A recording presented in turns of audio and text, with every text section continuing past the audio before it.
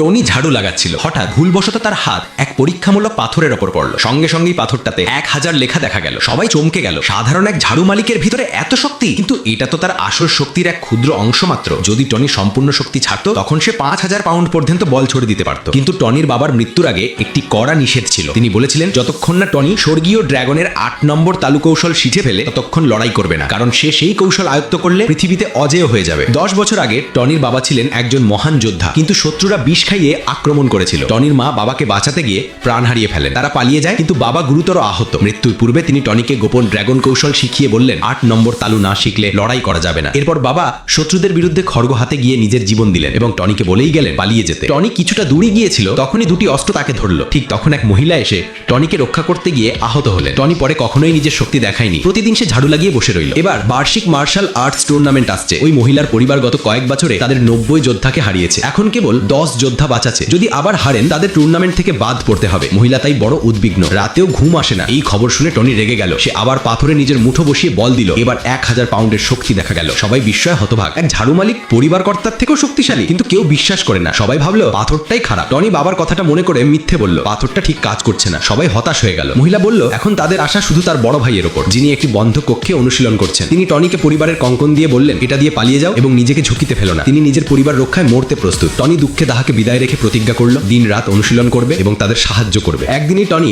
8 নম্বর তালু বুঝে নিল, কিন্তু পাথরে আবার আঘাত করলেও কিছুই হলো না। কিছু জাদু বাঁধা ছিল নাকি? টনি নিশ্চিত নয়। অবশেষে টুর্নামেন্টের দিন এলো। তাদের সব যোদ্ধা শত্রুদের কাছে হারালো। শত্রুরা ওই মহিলাকে থুতু মেরে লুটিয়ে দেয়। এক তরবারি নিয়ে চেষ্টা করছিল তাকে হত্যা করতে। তখনই তার বড় ভাই এলো। সবাই ভেবেছিল এখন তিনি তাদের বাঁচাবেন, কিন্তু মঞ্চে এসে সে শত্রুর কাছে মাথা নত করে দিল। তারপর সে পরিবারের সব দলিল ও সদস্যদের তালিকা শত্রুদের হাতে তুলে দিল। সেই মুহূর্তে মহিলা বুঝে গেলেন সে একগাদা দুষ্কৃতী, ঘদ্দার আদেশ দিল সবাই শ্রদ্ধা জানাবে এবং ক্ষমা চাবে, না হলে যাদের মাথা উঁচু থাকবে তাদের মেরে ফেলা হবে। পরিবার মরতে রাজি ছিল, কিন্তু অপমান সহ্য করতে না পারে তখন ঘদ্দিন ওই মুহূর্তে টনি এগিয়ে এলো এবং একজন লাথি মারলো। ঘদ্দারকে উড়িয়ে দিয়েছে। গল্প এখানেই নাটকীয়ভাবে বেড়ে যায়। টনির আসল শক্তি, 8 নম্বর তালুর রহস্য, পরিবারের পুনর্জাগরণ ও আত্মত্যাগের অনুষঙ্গ, এগুলি পরবের অঙ্কে রুদ্ধশ্বাসভাবে উন্মোচিত হবে।